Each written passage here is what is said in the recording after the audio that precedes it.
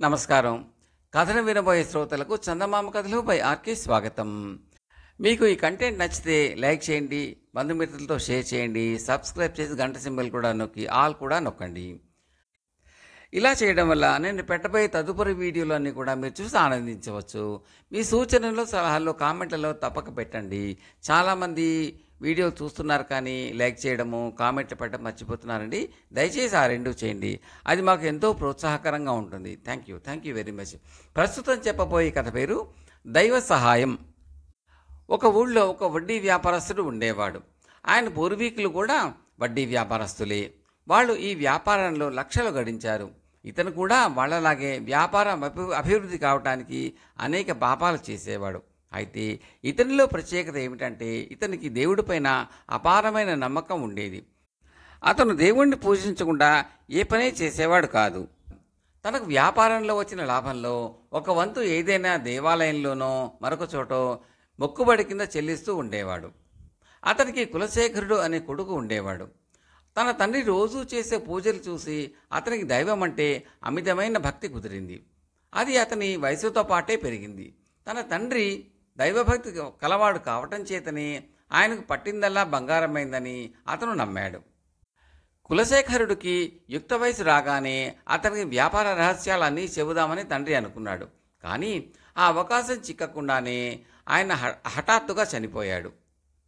తండ్రి పోయాక కులశేఖరుడు తండ్రి వ్యాపారం కొనసాగించాడు. అతను దైవభక్తి విడిచిపెట్టలేదు. అతను నిష్కల్మషమైన మనసుతో ఏ కోరికలు లేకుండా దైవధ్యానం చేసేవాడు. అతనికి వ్యాపారం కలిసి వచ్చింది. అందుకు కారణం తనకు దైవ సహాయం ఉండటమేనని అతను అనుకునేవాడు. తండ్రి పోయిన ఏడాదికి కులశేఖరుడు హైమవతి అనే కన్యను వివాహం చేసుకున్నాడు. ఆమె కూడా అపారమైన దైవభక్తి కలది కావటం తన అదృష్టమని అతను అనుకున్నాడు. కానీ ఆమె కాపురానికి వచ్చినది మొదలు అతని వ్యాపారంలో లాభాలు రాకపోగా నష్టాలు రాసాగాయి. అయినా అతను దాన్ని అంతగా పట్టించుకోలేదు. 6 నెలలు తిరిగేసరికి అతని పంట పొలాలు వరదల మూలంగా పూర్తిగా దెబ్బతినిపోయాయి. పంటలు పాడు కావటమే కాక పొలాలన్నీ ఇసుక మేట వేసిపోయినాయి. మరో నెల గడిచేసరికి అతని దుకాణాల్లో దొంగలు పడి సమస్తము దోచేశారు. అటు తర్వాత కొద్ది రోజులకు ఒక రాత్రి అతని ఇల్లు నిప్పంటుకుని పూర్తిగా కాలి నేలమట్టం అయిపోయింది. అతను అతని భార్య కట్టుబట్టలతో మిగిలారు.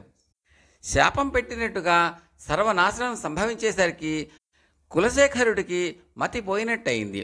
ధనికుడుగా బతికిన ఊళ్ళో బికారిగా బతకలేక దారిద్ర్యంలో భార్య తరఫు వాళ్ళను ఆశ్రయించడానికి మనసు ఒప్పక మరెక్కడైనా ముష్టెత్తుకు బతికే ఉద్దేశంతో అతను తన భార్యతో సహా ఊరు విడిచి బయలుదేరాడు. ఆ సాయంత్రం అయ్యేసరికి వాళ్ళు ఒక ఊరి పొలిమేరలో ఉన్న పాడుబడ్డ శివాలయాన్ని చేరుకున్నారు. ఆ రాత్రి ఆలయ ప్రాంగణంలో పడుకున్నారు. అర్ధరాత్రి వేళ ఆకాశాన కారు మబ్బులు కమ్మి ప్రచండమైన గాలి వీచసాగింది. భర్త పక్కనే పడుకుని ఉన్న హైమవతికి హఠాత్తుగా మెలకువ వచ్చింది. ఆమె తల ఎత్తి చూసేసరికి ధ్వజస్తంభం గాలిలో ప్రమాదకరంగా అటు ఇటు ఊగుతూ ఉండడం కనిపించింది. అది ఏ క్షణానైనా విరిగిపడేటట్టున్నది. హైమవతి భర్తను తట్టి లేపింది. ఇద్దరూ గబగబా ఆలయం లోపలికి వెళ్లారు. మరుక్షణమే పెళపెళ శబ్దం చేస్తూ ఆ ధ్వజస్తంభం విరిగి సరిగ్గా వాళ్ళు పడుకుని ఉండిన స్థలంలోనే పడింది. తన సర్వస్వము పోవటమే కాక తన ప్రాణాలకు కూడా అపాయం రావటం చూసిన మీదట తన కష్టాలన్నిటికీ అసలు కారణం తన భార్యేనని కులశేఖరుడు రూఢి చేసుకున్నాడు. అతను హైమవతితో, నిన్ను కట్టుకున్నాకనే నాకు ఈ అనర్థాలు సంభవిస్తున్నాయి. నీ మూలానే నాకు దైవ సహాయం కూడా అందకుండా పోయింది. ఇప్పుడు వెంట్రక్వాసిలో ప్రాణగండం కూడా తప్పింది. నువ్వు నా వెంట ఉంటే ఇంకా ఎన్ని ఘోరాలు ఎదురుతాయో. నీ పాపిష్టి మొహం నాకు చూపించకు. నువ్వు నీ పుట్టింటికి వెళ్ళిపో అన్నాడు. చేసేది లేక హైమవతి గుడ్ల నీరు కొక్కుకుంటూ వెనక్కి తిరిగి వెళ్ళిపోసాగింది. ఇంతలో గర్భగుడిలో నుంచి ఒక శివయోగి ఒకడు గబగబా యువతలకి వచ్చి హైమవతిని చెయ్యి పట్టుకుని ఆపి, నాయనా, దేవతలాంటి నీ ఇంటి లక్ష్మిని ఎందుకు తరిమి వేస్తున్నావు అని కులశేఖరుణ్ణి అడిగాడు. అది నా ఇంటి లక్ష్మి కాదు, నా పాలిట శని. ఇది నా ఎంట అడుగు పెట్టినది మొదలు నాకు ఏదీ కలిసి రాలేదు. పైపెచ్చు మున్నదంతా ఊడ్చిపెట్టుకుపోయింది. ఇప్పుడు నా ప్రాణాలే పోయినంత పని కూడా జరిగింది అంటూ జరిగిందంతా చెప్పాడు కులశేఖరుడు. అంతా విని శివయోగి గట్టిగా నవ్వి, పిచ్చివాడా, నువ్వు చెప్పిన దాన్ని బట్టే ఆమె నీ అదృష్టదేవత అని స్పష్టమవుతున్నది. జరిగిన సంఘటనలను సరిగా అర్థం చేసుకోలేక నువ్వు ఈమెను గురించి అపోహపడ్డావు అన్నాడు. ఏమిటి మీరనేది అన్నాడు కులశేఖరుడు అయోమయంగా. నీకు దైవ సహాయం అందటం నిజంగా మొదలైనది ఈమెని ఇంట అడుగు పెట్టినాకనే. నీ తాత తండ్రులు అనేక పాపాలు చేసి కూడబెట్టిన ఆస్తికి నీవు వారసుడవయ్యావు కనుక వారు చేసిన పాపాలు కూడా నీకు సంక్రమించాయి. ఆమె కూడా భక్తురాలు కావటం వల్ల, నీ భక్తి పరిపూర్ణ కావటం వల్ల నీ పట్ల భగవంతుడు కరుణించాడు. ఆయన నిన్ను పవిత్రం చేసే కార్యక్రమం ఆరంభించాడు. యాదృచ్ఛికంగా జరిగిన సంఘటనలన్నీ దానికి సంబంధించినవే.